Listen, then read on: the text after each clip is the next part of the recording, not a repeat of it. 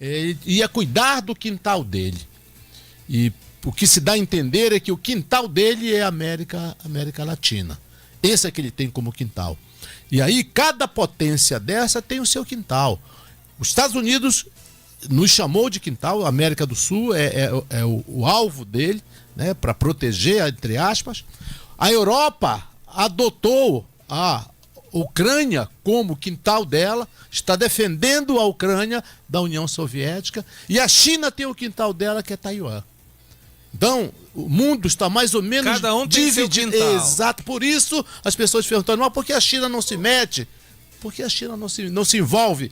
É porque ela tem o quintal dela lá também em Taiwan, então ela não quer se envolver aqui, porque senão ela vai chamar as atenções para lá também. A mesma coisa, mesma coisa. Então, por que não vai se meter na Venezuela? Porque eles estão lá na Ucrânia. Na Ucrânia também. Então, mas olha, o Anais, para falar sobre esse assunto, está conosco na linha o professor Daniel Chaves. Professor Daniel, bom dia. Bom dia, Helder. Bom dia a todos. Feliz ano novo, meus amigos. Feliz ano novo para todo mundo e... menos pro Maduro, né? Menos pro Maduro, né? Resgataram o Maduro. Eu queria saber do senhor, professor, se isso daí já é o fim do regime do Maduro, o regime que foi implantado, a ditadura que foi implantada na Venezuela. Se já é o fim, como é que, se o vice assumiu, como é que tá a questão militar. Faz uma explanação pra gente. Vamos lá. Bem desapressadamente, né? Porque Exato. Assim, é muito óbvio para todo mundo que o regime venezuelano já se encontrava num limite de saturação. O Maduro veio para substituir o Chávez e aprofundou todo o processo irregular da democracia venezuelana, e isso é uma coisa que está latente, não precisa ser nenhum expert em política internacional para chegar à conclusão de que estava completamente degradada a situação da democracia venezuelana. O que não aconteceu de ontem para hoje foi uma invasão americana à Venezuela. Isso precisa ficar muito claro, porque a própria forma, e a gente, no final do ano passado, aqui fazia as análises a respeito da situação da Venezuela e tentava esclarecer que uma coisa é a posição americana em relação ao Maduro e ao grupo político dele especificamente, ao entorno imediato dele, que foi acusado de liderar um cartel, uma quadrilha, enfim, de tráfico de drogas internacional, o que justificaria, do ponto de vista legal americano, a intervenção de buscar e capturar o Nicolás Maduro e a mulher dele.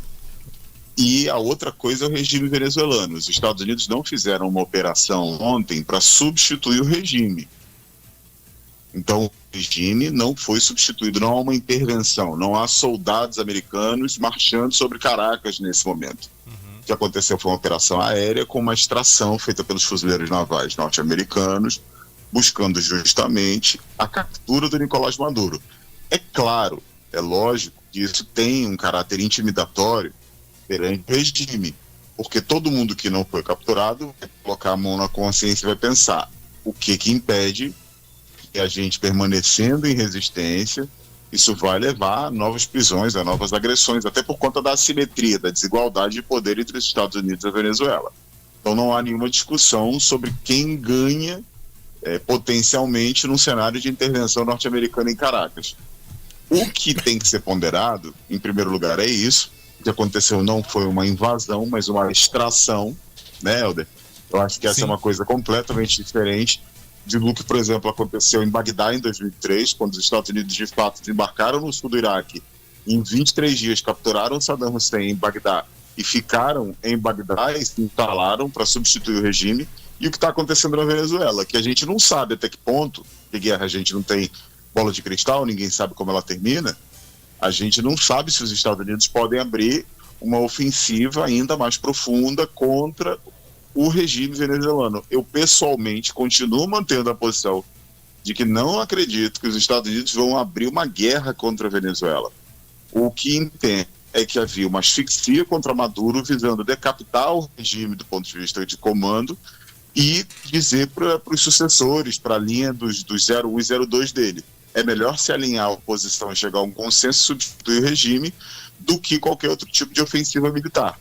O que tem que ser aguardado para as próximas horas e dias é justamente se os remanescentes de Diosdado Cabello, por exemplo, que é um líder histórico do chavismo, vai se manter alinhada à ideia de existir contra os Estados Unidos ou se vai se aliar à oposição e criar uma transição. Isso aí vai depender muito mais da política interna venezuelana do que qualquer outra coisa, tá? Agora, professor, bom dia, Jorge Anais, tudo bem? Feliz ano novo. Bom dia, Jorge. Feliz ano novo, querido. Professor, o senhor acredita mesmo que os Estados Unidos está preocupado com a mudança de regime lá da Venezuela ou de qualquer outro país? Ou está interessado mais na estratégia geopolítica e econômica? Digo isso porque ele tinha mudado, pelo menos aparentemente, a estratégia. Não seria mais de ataque ou mesmo de entrar para capturar o Maduro. Seria sufocar a Venezuela através do que ela tem de mais importante, que é a produtora tem as maiores reservas de petróleo do mundo. Chegou a fazer isso. E agora tentar tirar o Maduro. A gente sabe também que a Venezuela, queria que o senhor tratasse sobre isso, o Maduro ele não era o mandatário máximo. O Maduro ele tinha o apoio integral de todas as Forças Armadas. Quem mandava lá era o ministro da guerra dele lá, o ministro do Exército. Ele não manda sozinho. Então, ele está encastelado. Todas as empresas que ele tem lá são todas comandadas por militares. Tirando ele, será que esse regime não continuaria? Ou os Estados Unidos estão querendo saber qual é o preço que vai receber para ficar com a Venezuela? Jorge, bom dia, feliz ano novo. Meu amigo, eu concordo perfeitamente que o segundo motivo subordina o primeiro, ou seja, de fato, o que os Estados Unidos querem com a Venezuela é o que qualquer país grande quer com um outro país que tem reservas de matéria-prima abundantes e essenciais como o petróleo.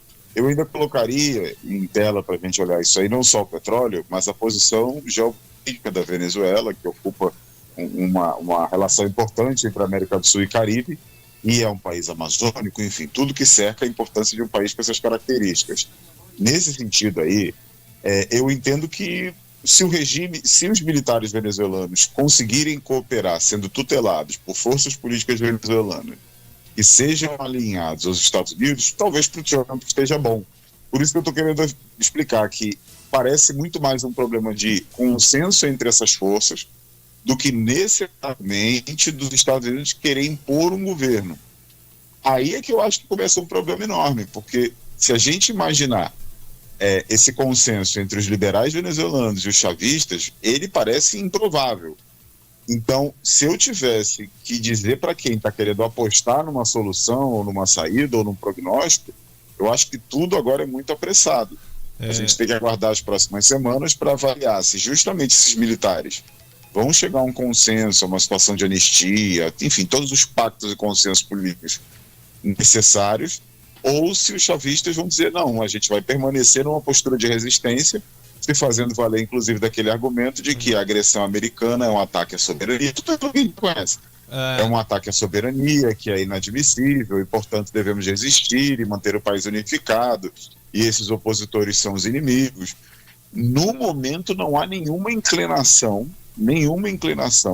por parte dos militares de esquerda, ou chavistas, como a gente preferir chamar, venezuelanos, a acatar uma liderança da oposição liberal pró-Estados Unidos que mora na Venezuela ou que está fora da Venezuela. Mas também me parece, continua me parecendo muito improvável para quem fica muito ansioso, às vezes as pessoas já... E é muito natural isso em política, tanto nacional quanto internacional, como torcida organizada, né? E assim, tem que ter um pouco de calma, porque parece muito, mas muito improvável que Rússia e China... Tem que lembrar que o embaixador chinês estava esses dias agora em Caracas, conversando com uma... Me parece muito improvável que Rússia e China vão tolerar de graça uma intervenção americana na Venezuela. Claro, tudo isso de novo está sujeito ao que a gente mais está assistindo. E é uma coisa muito interessante se observar do perfil estratégico do Trump. Assim, ele é um negociador. Da mesma forma que ele rifou a Ucrânia e deixou na mão do Putin, nada impede que um acordo com China e Rússia envolvendo Taiwan, por exemplo, também rife a Venezuela e cada um cuide da sua esfera de influência. Porque é uma coisa que vem sendo muito debatida. Professor, todo mundo querendo cuidar do seu quintal e todo mundo tranquilo, se contendo e ficando satisfeito com essas áreas. Então, tem que aguardar, não tem jeito. Agora, o recado foi claro. Escreveu, leu, o pau comeu, né? Professor, quem não tiver com o Trump na América do Sul vai ter problemas. Então, professor, eu faço aqui, eu traço um paralelo com o que aconteceu aqui no Brasil, né? Na questão política e ideológica. O Trump inicialmente combateu muito o presidente Lula, falou sobre que o Brasil estava vivendo que era um país comunista, mas conversaram, né? E agora fala bem do Lula, fizeram acordos comerciais.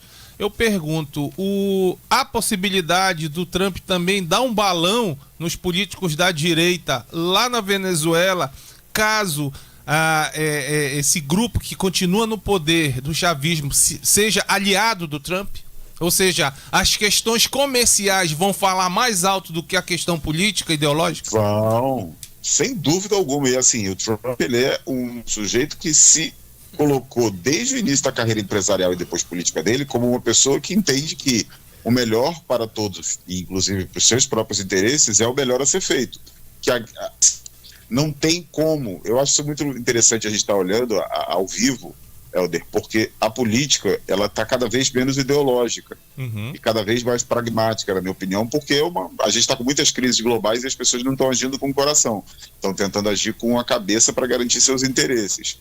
Então, colocando as coisas bem nesse pé aí, o que o Trump vai fazer com a Venezuela e com qualquer país sul-americano, inclusive o Brasil, inclusive a Argentina, inclusive o Chile ou a Colômbia, vai ser o melhor para os interesses comerciais americanos num momento de crise e de muita instabilidade da liderança da ordem internacional. Isso também vale para a China, vale para a Rússia, vale para qualquer grande potência.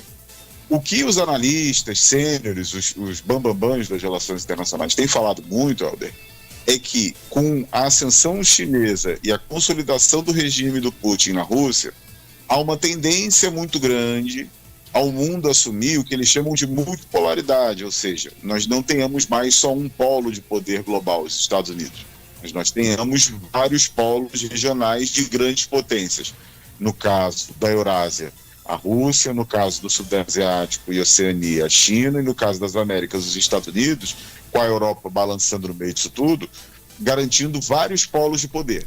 Agora, o que a gente às vezes costuma automatizar, né, botar no piloto automático e confundir, é que uma coisa é você ter vários polos de poder, fazendo multipolaridade, e a outra coisa é você ter multilateralidade, que é quando as decisões são tomadas envolvendo várias partes.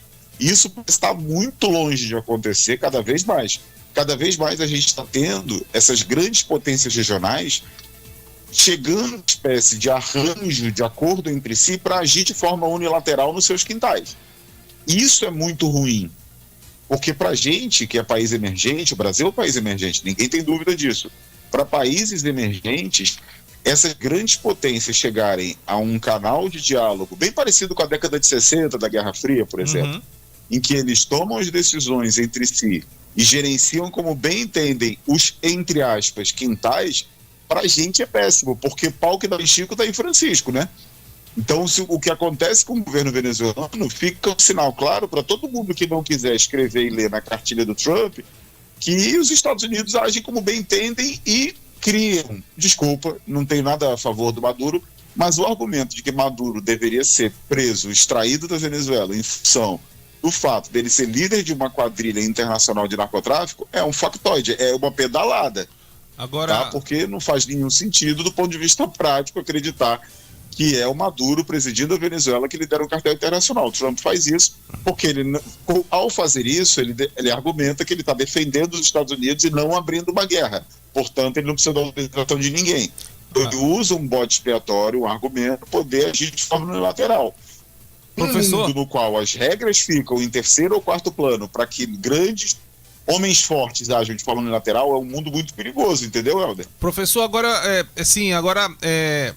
existe uma diferença, né? Os americanos vão cuidar aqui do seu quintal, que a América do Sul é o quintal americano, né? Todo mundo sabe disso. Ou é entendido, pelo menos é entendido por eles como tal, né? Eles falam que... eu lembro muito bem na crise do tarifaço, a CNN lá dos Estados Unidos falando que o Brasil era o quintal dos Estados Unidos. Tem a questão da Rússia, que tem a sua influência, e a China também, Taiwan, enfim, cada um cuidando do seu quintal. Acontece que a Rússia ela tem um regime que o Putin ali vai se reelegendo e ele vai ficando 15, 20 anos no poder. A China sai então, você percebe como as regras... Pois olha só, é. que legal. Você acabou de falar das contradições desse jogo. Exatamente. Porque a regra que vale para o Maduro não vale para o Putin. Então, mas olha só, aí a pergunta... Olha que mundo perigoso e arbitrário, não é verdade? Então, cada um cuida do seu quintal. Só que o quintal da América Latina, onde tem o Trump daqui a 2 anos pode estar fora. Será que o próximo americano vai manter essa posição? Porque Rússia e China, a gente sabe que lá o Putin vai se reeleger quantas vezes ele quiser e na China vai ser o Partido Comunista que vai estar à frente por anos. Só que a coisa fica ainda mais temperada, essa carne tempera ainda mais, Helder, porque os formuladores da política do Projeto 2025, né, que é o projeto que elegeu o Trump, falam abertamente que o Trump tem que ter, ao contrário do que a Constituição americana diz, mais um mandato. Mas não acredito que seja um Putin ou um Xi Jinping na América do Sul. Eu acredito que isso tenha, por exemplo, ele pode ter até uma reeleição daqui a mais 4 anos, por exemplo. Mas a gente sabe como funciona, por exemplo, o Partido Democrata. Aí eu pergunto, o Partido Democrata vai manter essa posição intervencionista do Trump? Essa é a pergunta. Pronto, aí a gente entra num lugar muito sombrio e muito complexo para todo mundo, tá? Isso não é só para o brasileiro, não é só para o venezuelano, para o cara lá em Taiwan, não. É para todo mundo. Que é o seguinte, um mundo que a gente conhecia sempre teve o princípio da força. Porque em qualquer política internacional, em qualquer época, o princípio da força sempre foi o princípio que determinou as coisas. Mas a gente tinha um certo consenso global, uma certa ideia de que as regras do jogo valiam para alguma coisa. Mesmo que fosse para a gente fazer piada dizendo que ela não servia para nada. Mas a gente tinha Assembleia Geral da ONU, a gente tinha Conselho de Segurança, tinha organismos multilaterais como o Mercosul e o Unasul, União Europeia, e assim sucessivamente, beleza? O problema desse mundo liderado por sujeitos que colocam o princípio da força em primeiro, em segundo, em terceiro e em quarto lugar, e quem sabe usam as regras como lhe for conveniente, é que nada impede a gente de arbitrariedade se sucederem de forma muito natural, como, por exemplo, se naturalizou a ideia de que o Benjamin Netanyahu tem que invadir Gaza, como se naturalizou a ideia de que o Putin pode esmagar a Ucrânia. Não estou em momento nenhum defendendo o Hamas nem o Zelensky, tá? São sujeitos também muito complicados, assim, são políticos muito complexos. Mas o que a gente começa a naturalizar e tratar com normalidade é o uso indiscriminado da força e um monopólio dele sem nenhuma resistência ou argumentação por parte das grandes potências ou dos homens fortes, vamos chamar assim, dos valentões. E o Brasil hoje, nesse cenário, fica muito fragilizado, porque o Brasil não tem condições de ser contra ninguém um valentão. Uhum. Então, começa a se criar uma ideia, esse século XXI vai caminhando para a sua metade, com a ideia de que usar a força de forma unilateral, ignorando as regras, e na verdade isso pode ser bom para os interesses imediatos individuais, mas em longo prazo lança a gente no oceano de incertezas. Uhum. Quem agora tem alguma ideia do que vai acontecer com a Venezuela? Quem tem alguma ideia do que pode acontecer com Cuba ou com o próprio Brasil? Ninguém. É muita instabilidade, entendeu, Helder? Uhum. Isso não é bom, isso gera imprevisibilidade. E para quem é fraco, o aviso é muito claro, de que o mundo se tornou um lugar muito perigoso e de que obedecer talvez seja o melhor. E aí, onde isso vai terminar, a gente não tem como fazer ideia, sabe? Então, professor, agora trazendo aqui para o campo interno, né?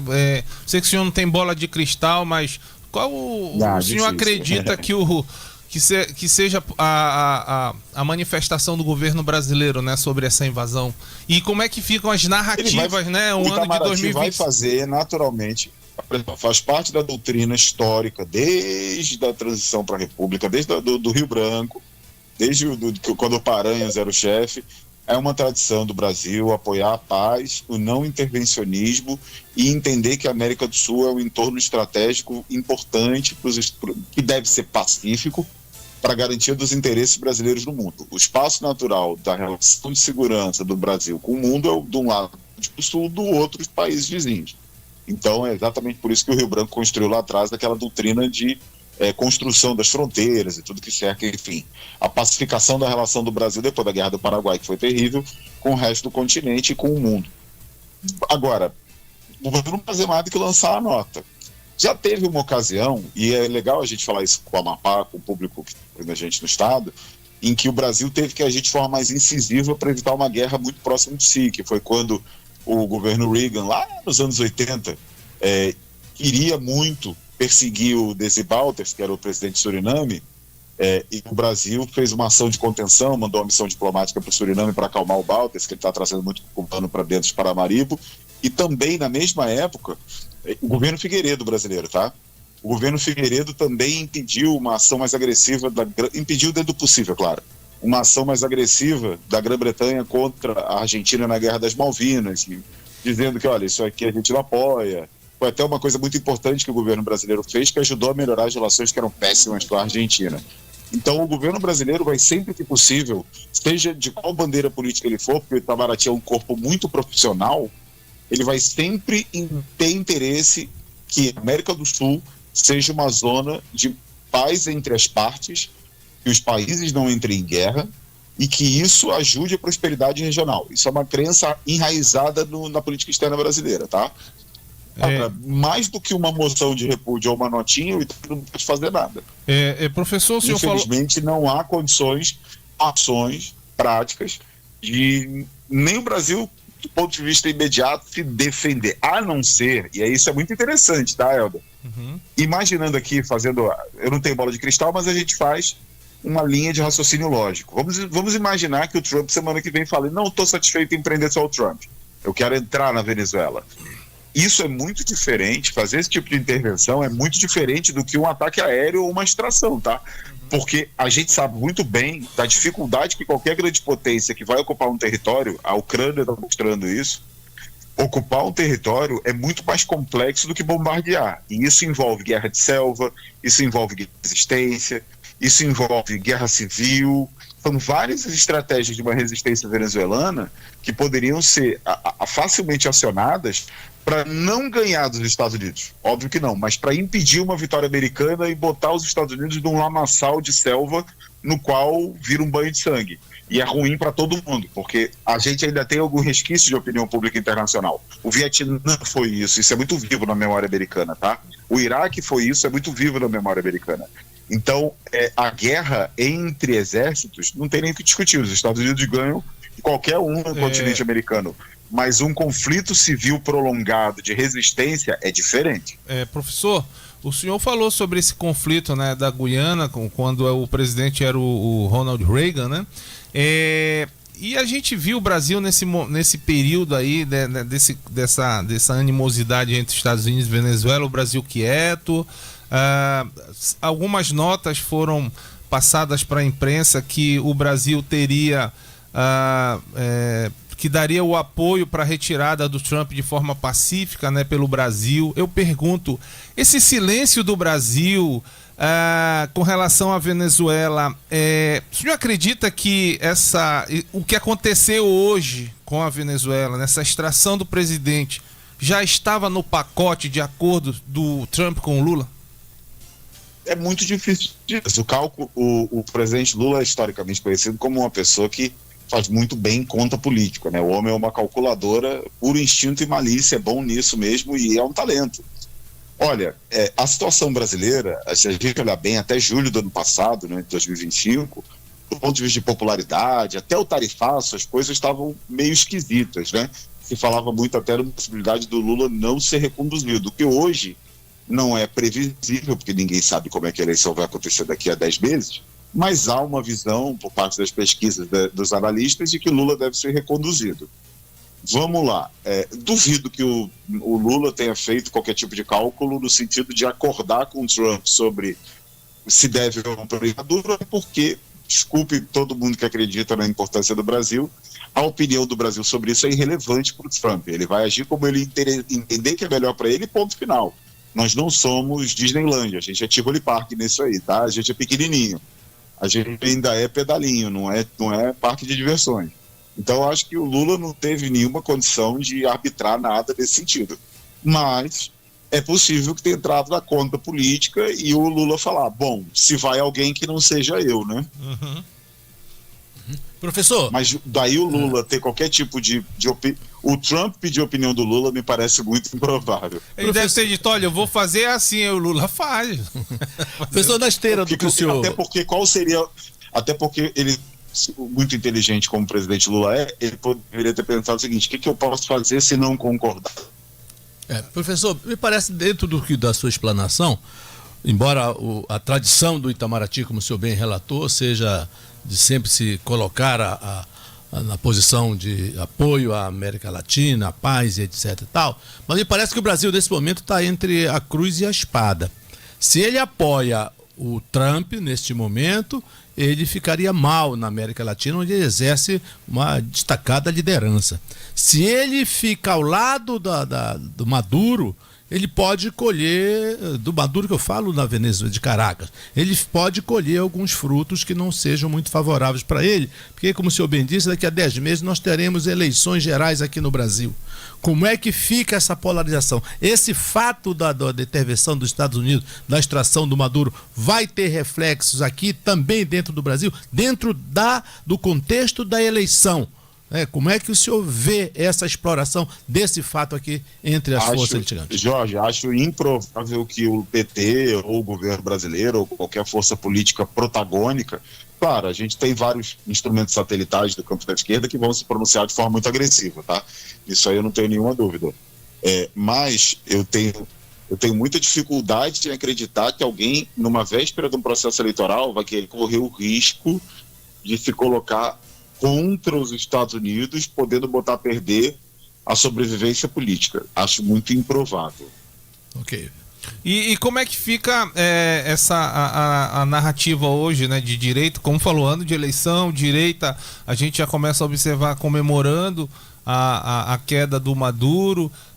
O senhor falou que a esquerda, mesmo presidente, dificilmente, por ser presidente, vai dar algum discurso mais contundente, mas ali as centrais, sindicais, a gente sabe que o próprio PT pode falar alguma coisa, mas como é que fica como é que o senhor acha que isso pode interferir diretamente nas eleições? Isso daí essa queda do Maduro, ela é importante para a direita? Como é que fica?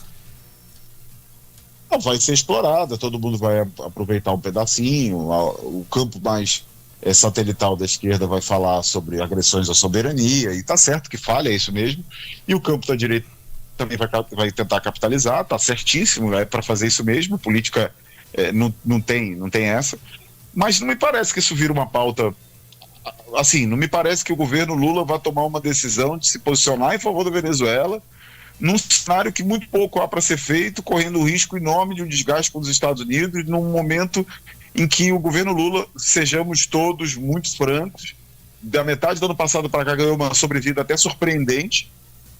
Então parece que, assim, acho que é uma imprudência que eu duvido que o governo Lula vai cometer. Uma manifestação contra qualquer tipo de intervenção, isso tudo defendendo a soberania, a carta já está pronta, o memorando já está pronto. Mas daí agir de forma mais incisiva, acho improvável. Desculpem, mas eu acho que esse trem do Maduro já partiu e acho que o que resta agora é aguardar para ver até que ponto o Trump vai usar o seu princípio da força para agir como bem entende e como as coisas vão se acomodar daqui em diante. O que é tudo muito improvável, né? Eu mesmo continuo defendendo a tese, Helder, de que é muito improvável que os Estados Unidos vão intervir, vão meter os soldados na Venezuela, vão botar a tropa para marchar em Caracas. Isso seria muito arriscado. Mas eu acho que o que fica de saldo da história é o que a gente já estava vendo na Ucrânia, já viu em Gaza, vai ver em várias partes do mundo. A gente teve precedente disso, é engraçado a gente observar, não só na guerra do Iraque, mas na Primavera Árabe, 15 anos atrás, quando teve uma série de movimentos, muito apoiados pelo Partido Democrata, como o Helder falou, interessados em mudar os regimes autoritários no norte da África, né, as ditaduras militares, e o que aconteceu, na verdade, foi um reforço dos regimes autoritários. Ali ficou uma impressão de que a ideia de mudar a política para melhorar as coisas é uma ideia frágil, que o que realmente faz prevalecer na hora H, na hora do momento decisivo, é o princípio da força e são os fortões, os valentões. Ali começou a ficar essa narrativa pronta para quem quisesse fazer uso dela. E o que me parece é que o princípio da força, Quem hoje é um idealista está chorando, porque infelizmente o mundo se tornou um lugar dos fortes. Eu tinha feito um balanço semana retrasada, de fim de ano para o Melo, para todo mundo na Diário, em que falava justamente isso, e continuo defendendo essa tese. Infelizmente as regras e os prognósticos estão totalmente em segundo plano, em prol dos grandões, dos fortões, dos valentões agirem como bem quiserem. Isso parece muito atraente, mas isso é muito perigoso, sabe? Porque entre eu não gostar do regime venezuelano, e de fato eu acho que aquilo era uma ditadura, já tinha se degenerado há muito tempo, especialmente depois que o Chávez morreu, é uma coisa. Eu não gostar do Maduro é uma coisa. Eu entender que o Trump tem direito de agir como bem entende na América do Sul é outra completamente diferente. Então a gente tem que ter cuidado para jogar água fora da bacia e não jogar o bebê junto. A gente topar que o nosso inimigo seja eliminado, ou suprimido, ou vencido, e isso custar um mínimo de regramento para o jogo funcionar, para as coisas agirem em certa normalidade, é uma solução muito perigosa. Muito bem, nós conversamos com o professor Daniel Chaves, mestre e doutor pela Universidade Federal do Rio de Janeiro, professor da Universidade Federal do Amapá, atuando nas áreas de inovação, história contemporânea e política internacional. Muito obrigado pela sua participação aqui no Togas e Becas. Meus amigos, estou com muita saudade, terminando as férias aqui, já acho que a gente tem que voltar pessoalmente, porque eu estou sentindo muita saudade do estúdio de vocês, viu? Um forte abraço para todo mundo, bom fim de semana para todos e vamos que vamos. Um abraço, professor. É verdade, olha o que o professor comenta, né? Essa questão dos fortões, dos valentões, dos xerifes.